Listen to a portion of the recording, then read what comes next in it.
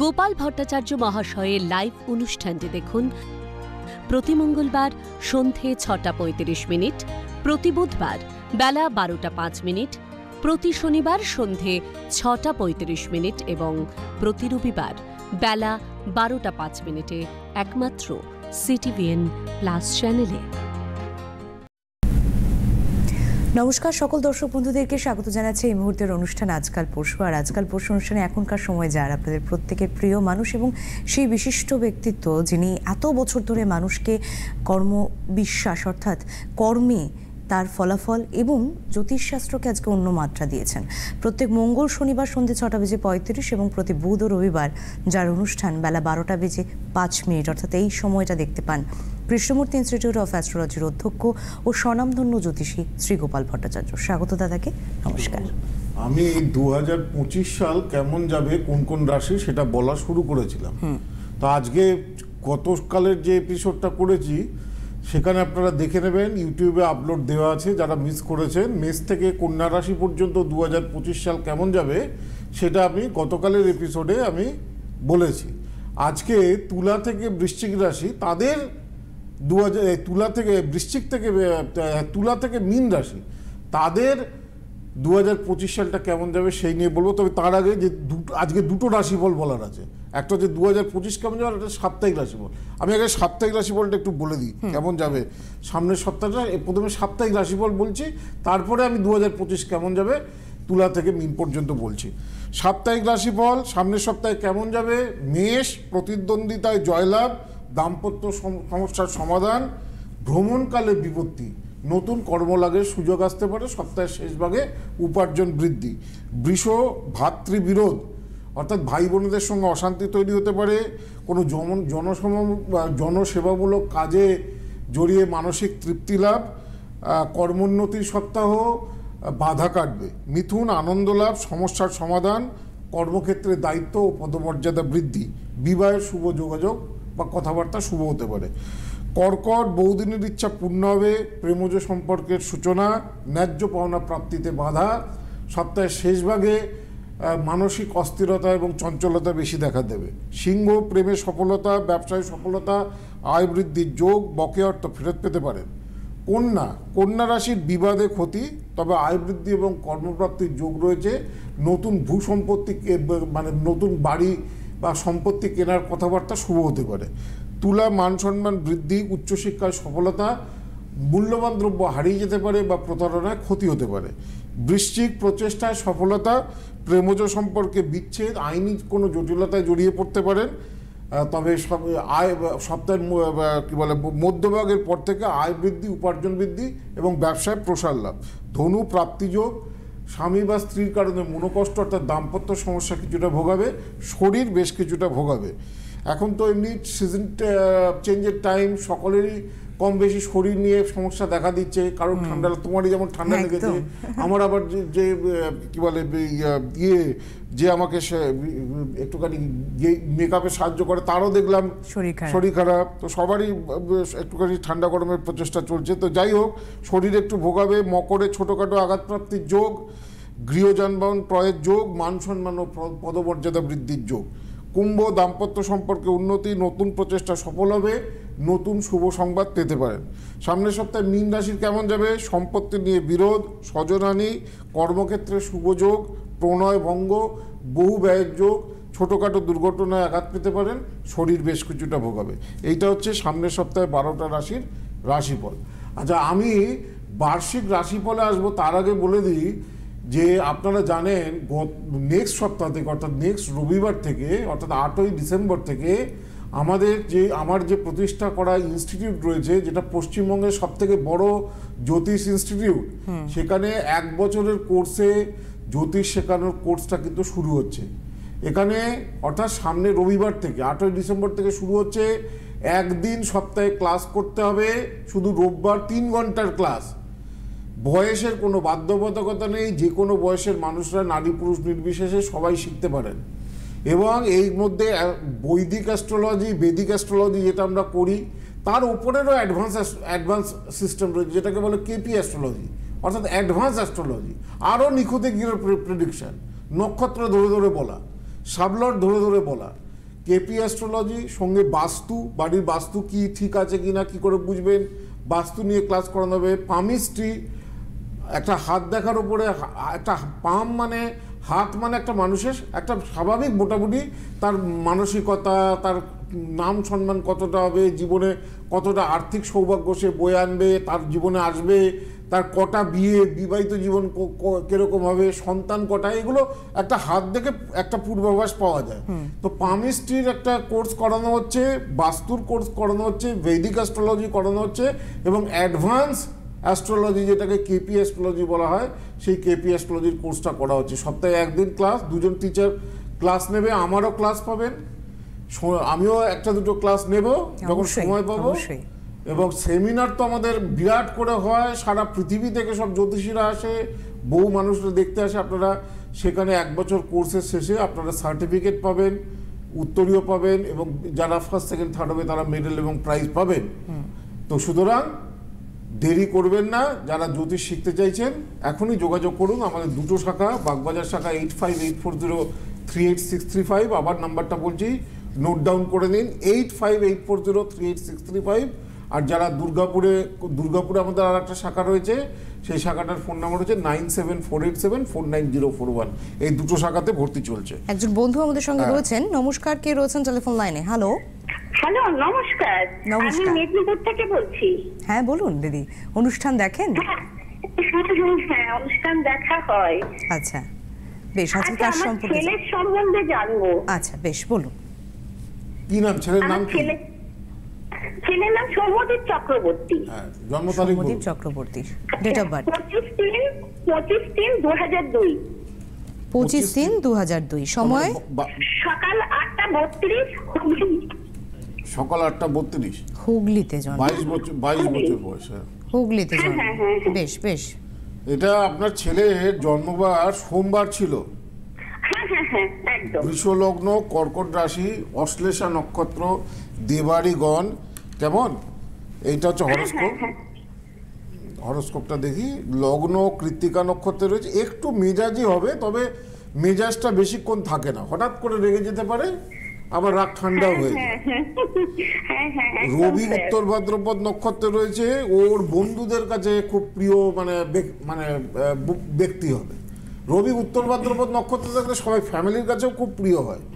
হ্যাঁ, কিন্তু বুধ পূর্ব ভাদ্রপদ নক্ষত্রে রয়েছে, পড়াশোনা ভালো হবে, উচ্চশিক্ষার যোগ রয়েছে। বুধ পূর্ব ভাদ্রপদ নক্ষত্রে খুব ভালো ফল দেয়, প্রায় পিএইচডি ডক্টরেট ফক্টরেট অনেক হায়ার স্টাডি করায়। আচ্ছা আচ্ছা, বুঝতে পেরেছেন? বলছি স্যার, ও কি এখন জব পাবে? এমএসসি করছে। না, এখন জব পাবে না। ওই জন্য হায়ার স্টাডির কথাটা উল্লেখ করে দিয়েছেন দাদা। এমএসসি পড়ছে তো, পরবর্তীকালে ফার্দার স্টাডিজ যোগ রয়েছে। মানে আরো পড়াশোনা করুকো, সেটাই বলছেন দাদা। এরপরও যদি অনেক প্রশ্ন থেকে থাকবে, আমি জানি এটুকু সময় যথেষ্ট নয়, তার জন্য কিন্তু আপনাকে যোগাযোগ করতে হবে। কিন্তু ছেলে লগ্নের উপরে শনি রাহু, এটা ভালো নয়। श्रापित दोषটা ঠিক করাবেন। शनि राहु का मेल है, पूर्व जन्म का पाप, भूत प्रेत की बाधा है या फिर कुपित श्राप। श्राप মানে অভিশাপ, শ্রাপিত মানে অভিশাপ। শনি রাহু এই যেমন এই চারটা বৃষ লগ্নের চার্ট, লগ্নের উপরে শনি রাহু। আচ্ছা, কি হবে? শ্রাপিত দোষ। পড়াশোনা খুব ভালো, কিন্তু দেখা যাবে তার জীবনে বাধা আর কাটছে না, চাকরি আর ভালো হচ্ছে না। বাবা, শ্রাপিত দোষ ঠিক করতে হয়। শ্রাপিত দোষ থাকা জন্মকুষ্ঠিতে খুবই খারাপ। পারলে সময়ের সাথে যোগাযোগ করুন। বুকিং নাম্বার তো আমাদের টিভি স্ক্রিনে যাচ্ছে, আমি বলে অবশ্যই দেবো। তবে দাদা অনেক আর একটা কথা বলি, এই নভেম্বর মাসে, এই ডিসেম্বর মাসে যারা দেখাবেন, এখন কিন্তু কামধেনু প্রত্যেকে কিন্তু উপহার হিসাবে পাবেন এই কামধেনুটা। হ্যাঁ, দেখুন কত সুন্দর কামধেনুটা, পুরো অষ্টধাতু, খুব সুন্দর দেখতে। হ্যাঁ, হয়তো টিভিতে অতটা বোঝা যায় না, সামনে থেকে দেখলে এর এটা পুরোটা, এটা দেখুন পেছনটা, এটা মানে একটা সুন্দর গ্লেজ রয়েছে, খুব ভালো লাগছে। এখানে ভগবান নারায়ণের মূর্তি খোদাই করা রয়েছে, নারায়ণ আর ব্রহ্মা। এবং এই কামধেনু এমন একটা জিনিস, বাড়িতে রাখলে না সমস্ত ধরনের বাস্তুদোষ নাশ হয়, আর্থিক শ্রীবৃদ্ধি হয়, অনেক বাধা কাটে। এই যে কামধেনুটা এখানে ভালো করে দেখা যাচ্ছে। এবং 2025 সাল যেহেতু সামনে আসছে, সুতরাং এই ডায়েরিটা কিন্তু একটা স্পেশাল ডায়েরি। এই ডায়েরিটা কিন্তু প্রত্যেকে পাবেন। এই ডিসেম্বর মাসে যারা যে চেম্বারে দেখাবেন না কেন, এই ডায়েরি এবং কামধেনু দুটোই কিন্তু একসঙ্গে বিশাল প্রাপ্তি, মানে একটা তো থাকছেই, পাশাপাশি আরেকটা। যেহেতু ডিসেম্বর মাসে প্রত্যেক বছরের ডায়েরি ক্যালেন্ডার দেওয়া হয়, তো সেই জন্য ডায়েরিটা এডিশন হয়ে গেছে কামদেবের সঙ্গে। তো যাই হোক, তুলার আমি বলি কেমন যাবে সামনে 2025 সালটা তুলা রাশি। তুলা রাশির 2025 সালটা ভাগ্যোন্নতির বছর, কেননা 15ই মের পরে বৃহস্পতি তুলা রাশির নবমে চলে আসছে। নবম হচ্ছে সৌভাগ্যের জায়গা। নবমে যদি ভালো গ্রহ থাকে, একজন জাতক বা জাতিকা জীবনে প্রচণ্ড সৌভাগ্য লাভ করে, ভালো উন্নতি করতে পারে, হায়ার স্টাডিজ হয়। নবমে খুব গরিব মানুষ, খুব গরিব ঘরে জন্মেছে, কিন্তু তার দেখা যাচ্ছে নবমে বৃহস্পতি, সে জীবনে খুব ভালো সাইন করবে। সে চাকরি হোক বা ব্যবসায়ী হোক, তার সে জীবনে বহু প্রতিপত্তি পাবে। সেই জন্য তুলা রাশির যেহেতু 15ই মের পরে নবমের রাশির নবমে বৃহস্পতি আসছে, তুলা রাশির ক্ষেত্রে 15 মের পর থেকে আপ টু ডিসেম্বর পর্যন্ত একটা খুব ভালো সময় চলবে। কর্মপ্রার্থীদের নতুন চাকরি পাওয়ার সম্ভাবনা রয়েছে। চাকরিতে স্থান পরিবর্তনও শুভ হবে। কর্মক্ষেত্রে উচ্চপদ এবং পদোন্নতির যোগও প্রবল। একাধিক কর্মের সন্ধান পাবেন। একটা কথা বলি, জন্মকুষ্ঠিতে দারিদ্র দোষ থাকলে, যদি রবি শুক্র যদি খুব পীড়িত হয়, অর্থস্থান দ্বিতীয়ভাবে যদি নেগেটিভ গ্রহ থাকে বা ম্যালেফিক গ্রহ থাকে, তখনই পড়াশোনা থাকা সত্ত্বেও ভালো চাকরি বাকরি হতে চায় না। আর এমনি দেখুন সরকারি চাকরির আকাল, তার উপরে যদি দেখা যায় যে তার দারিদ্র দোষ তৈরি হয়েছে, জড়ত্ব দোষ তৈরি হয়েছে বা শ্রাপিত দোষ তৈরি হয়েছে, তখন যতই ভালো রাশিফল বলি না কেন, তার সেটা হতে যায়। তার কারণ হচ্ছে তার বেসটাই তো, রুটটাই তো খারাপ হয়ে রয়েছে। তো সেই জায়গাটাকে ঠিক করতে হয়। কিন্তু এই সমস্ত দোষ যদি জন্মকুষ্ঠিতে না থাকে, তুলা রাশির জাতক বা জাতিকারা 2025 সাল ভালো করবে। শরীর স্বাস্থ্য একটু ভোগাবে, দাম্পত্য সমস্যা কিছুটা ভোগাবে, মানসিক উৎকণ্ঠা এবং চঞ্চলতা একটু থাকবে। কারণ 18ই মের পরে রাহু যেহেতু পঞ্চমে আসছে, স্থির থাকতে দেবে না তুলা রাশি, বহু কাজের মধ্যে ব্যস্ত করিয়ে দেবে। আচ্ছা, কোনো গুরুত্বপূর্ণ কাজ শেষ মুহূর্তে কিন্তু পণ্ড হতে পারে, তার কারণ যে একাদশে কেতু থাকছে।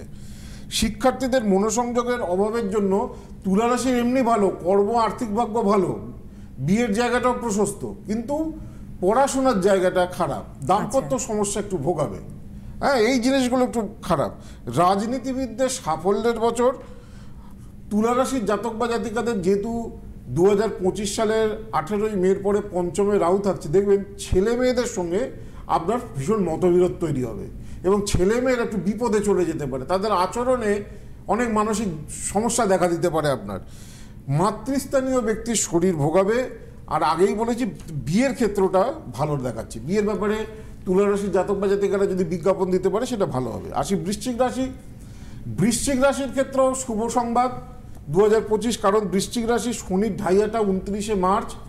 এতদিন বৃশ্চিক রাশির শনির ঢাইয়া চলছিল। 29শে মার্চ 2025-এ যেই শনি কুম্ভ রাশি থেকে মীন রাশিতে চলে যাবে, বৃশ্চিক রাশি শনির ঢাইয়া শেষ হয়ে যাবে। শনির ঢাইয়া শেষ হয়ে গেলে নতুন কর্মের সুযোগ আসবে, একটু বিলম্বে সফলতা দেবে, কিন্তু সুযোগ আসবে। গৃহ পরিবর্তন, বাসস্থান পরিবর্তনের যোগ রয়েছে। নতুন যানবাহন বা ভূসম্পত্তিও ক্রয় করতে পারেন। যারা পরীক্ষা দেবে বৃশ্চিক রাশির জাতক বা জাতিকারা, তারা যদি মন দিয়ে পড়াশোনা করে, এবছর বৃশ্চিক রাশির জাতক বা জাতিকারা কিন্তু অত্যন্ত ভালো ফল বা রেজাল্ট করবে। সম্পত্তি গঠিত ব্যাপারে কিছু গোলযোগ দেখা দেবে। যে কোনো সম্পত্তি কেনাবেচার ব্যাপারে, অর্থাৎ বাড়ি বা জমি জায়গা কেনাবেচার ব্যাপারে একটু ভালো করে খোঁজ খবর নিয়ে তারপরে কেনা উচিত। হ্যাঁ, আগে থেকেই একটা টাকা অ্যাডভান্স করে দিলেন ফট করে একটা সম্পত্তি দেখে, বৃশ্চিকের কিন্তু খুব ভালো করে ছানবিন করে সম্পত্তি কেনা উচিত। শরীর নিয়ে একটু সমস্যা দেখা দেবে। বিবাহের বাধা, যাদের বিয়ে হচ্ছিল না বৃশ্চিক রাশির, এবছর বিয়ের বাধা কাটবে। বিদেশ যাত্রার যোগ রয়েছে। দুর্ঘটনায় ছোটোখাটো আঘাতপ্রাপ্তির যোগ রয়েছে। আসলে ধনুরাশির কিন্তু ক্ষেত্রে একটু হতাশাজনক 2025। যদি না চার্টে গ্রহগত অবস্থান স্ট্রং থাকে, ধনুরাশির কিন্তু বৃশ্চিকের ঢাইয়া শেষ, ধনুর ঢাইয়া শুরু 29শে মার্চ থেকে। শনির ঢাইয়া 2.5 বছর চলে, অর্থাৎ 29শে মার্চ 2025 থেকে ধনুরাশির ঢাইয়া তার পরবর্তী 2.5 বছর চলবে। এখন ঢাইয়া যদি শনি যদি ধনুরাশির জাতক, যাদের ধনুরাশি তাদের জন্মচক্রে যদি শনি যদি খারাপ থাকে, তাহলে শনির ঢাইয়া কিন্তু খুব ভোগাবে। আচ্ছা, শনির ঢাইয়াতে কি হয়? গুরুজনানি হয়, অ্যাক্সিডেন্ট হয়, চাকরি চলে যায়, অর্থ নিয়ে সমস্যা দেখা দেয়, সব কিছুই শনির ঢাইয়া দেয়। তো সুতরাং এই কর্মক্ষেত্রে সমস্যা বৃদ্ধি, কর্মহানির যোগ, অর্থাৎ চাকরি করছেন যারা সরকারি চাকরি করছেন তাদের ক্ষেত্রে হয়তো দেখা যায় বাজে একটা পোস্টিং পেয়ে হয়ে গেল, আর যারা বেসরকারি চাকরি করছে তারা দেখা যায় চাকরি চলে গেল। ধনুরাশির এইগুলো হতে পারে 29শে মার্চের পরে। গুরুজনের স্বাস্থ্য নিয়ে সমস্যা বৃদ্ধি, ব্যয় বৃদ্ধি, আর্থিক টানাটানি, ঋণ বৃদ্ধির বছর। 29শে মার্চ 2025-এর পরে ব্যবসায় বিনিয়োগ না করাই ভালো। দূরযাত্রার যোগ রয়েছে, দীর্ঘদিনের প্রেমজ সম্পর্ক সেটা ভেঙে যেতে পারে বা সেটা বাধাপ্রাপ্ত হতে পারে। আমি আসবো আলোচনায়, ধনু পর্যন্ত বলে দিয়েছি, বাকি রইল মকর, কুম্ভ, মীন, তিনটে। একটা মনে ফোন আছে। হ্যাঁ, বন্ধু রয়েছেন সঙ্গে। নমস্কার, বলুন কে রয়েছেন? হ্যালো হ্যালো হ্যালো নমস্কার, কে বলছেন? হ্যাঁ, আমি গুয়াহাটি থেকে 7:30 কথা বলবো। গৌহাটি থেকে বলছেন? আচ্ছা, আমার নাম সবিতা দত্ত, কিন্তু আমার ছেলের নামে একটু কথা নিশ্চয়ই জানবেন। অনুষ্ঠান তো দেখেন, আমার নতুন করে এটা জিজ্ঞাসা করার নয়, কেমন লাগে অনুষ্ঠান? অনুষ্ঠান তো খুব ভালো লাগে ম্যাডাম, কিন্তু এই পয়সার জন্য ডাক্তার সাহেবের কাছে তো যেতে পারি না, একটু আর্থিকের অবস্থা খুব খারাপ। না, এটা খুব ভুল ধারণা দিদি, যে না আপনি যোগাযোগ করবেন, সেক্ষেত্রে অবশ্যই কথা বলবেন। কথা বললে না অনেক কিছু হয়। গ্রহের যখন সংযোগ আসবে একদম তখন ঠিক আমার সঙ্গে আপনার গ্রহের সংযোগের সঙ্গে আমার গ্রহের সংযোগ মিলবে। আমরা বলি এটাকে রুলিং প্ল্যানেট। তোমার একটা রুলিং প্ল্যানেট আছে, যে ক্লায়েন্ট আমার কাছে আসবে তারও রুলিং প্ল্যানেট আছে। হ্যাঁ, সময় না হলে হয় না। সেটা যখন সংযোগ হবে তখনই সে আমার কাছে আসতে পারবে। নাহলে অনেক এই যে বলছে পয়সা নেই সেই জন্য আসতে পারছে না, না থাকলেও অনেকে এসে দেখায়। আবার অনেকের পয়সা আছে প্রচুর, কিন্তু তাও আমার কাছে আসতে পারে না, সুযোগ পায় না দেখানোর। বলুন বলুন। কপালে থাকলে আপনার সাথে ঠিকই দেখা হতো, এই মেইন কথা। কপালে থাকলে তার মানে ভাগ্যে বিশ্বাসী তো, তাহলে ওই বিশ্বাস রেখেই আপনি ফোনে পেয়েছেন, দেখা করতেও পারবেন, ওই বিশ্বাসটা রাখুন। বলুন। ছেলের 1995। না, ডেটটা বলতে হবে। হ্যাঁ, নাম কি? দীপ্ত নারায়ণ দত্ত। হ্যাঁ বলুন, ডেট অফ বার্থ বলুন। 1995। হ্যাঁ, মার্চ 15 মার্চ। 15ই মার্চ 1995। সময় 29 বছর বয়স। 7:08। সকালে না রাত্রে? বিকালে। সন্ধ্যেবেলা। সকাল 7:08। কোথায় জন্মস্থান? আসাম, গুয়াহাটি। গৌহাটিতে জন্ম। দেখি কেমন হরোস্কোপের অবস্থা কি। এটা জন্মবার যেটা দেখাচ্ছে, জন্মবার এটা বুধবার ছিল, কন্যা লগ্ন, সিংহ রাশি। বুধবার ছিল তো? সিংহ রাশির কিন্তু কি বলে এখন শনির ঢাইয়া কিন্তু শুরু হচ্ছে, আগেও বলেছি। সুতরাং এই যে 29শে মার্চ 2025 সাল থেকে সিংহ রাশি শনির ঢাইয়া শুরু হবে, 2.5 বছর চলবে। জন্মকুষ্ঠিতে শনির অবস্থান ভালো নেই, স্বাভাবিকভাবে এই 2.5 বছরটা ভালো যাবে না।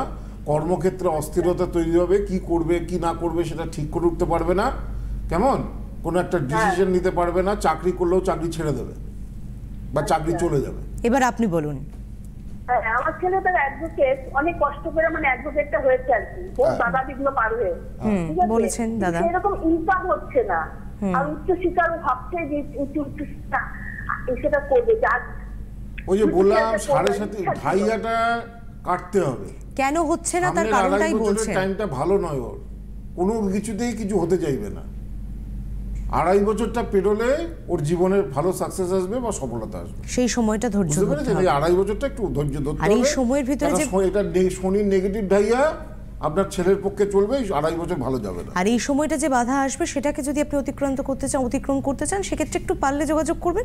এটা আপনার উপর ডিপেন্ড করছে। আপনি অনলাইন কথা বলতে পারবেন 8584038638, সেক্ষেত্রে নাম্বার থাকলো। আচ্ছা, আমি আগে একটু রাশিফলটা বলে দিই, বুঝলে? তারপরে অ্যাড্রেসগুলো বলো। মকরের কেমন যাবে? মকরের দীর্ঘ 7.5 বছরের 7.5ই 29শে মার্চ শেষ হচ্ছে মকর রাশি। 7.5 বছর ধরে মকর রাশির 7.5ই চলছিল। কম বেশি সকলেরই প্রবলেম হয়েছে যারা মকর রাশি। কেন 7.5তে কি হয়, কখনো খুব উপরে তুলে দেয়, আবার কখনো একবারে ধরাম করে নিচে ফেলে দেয়।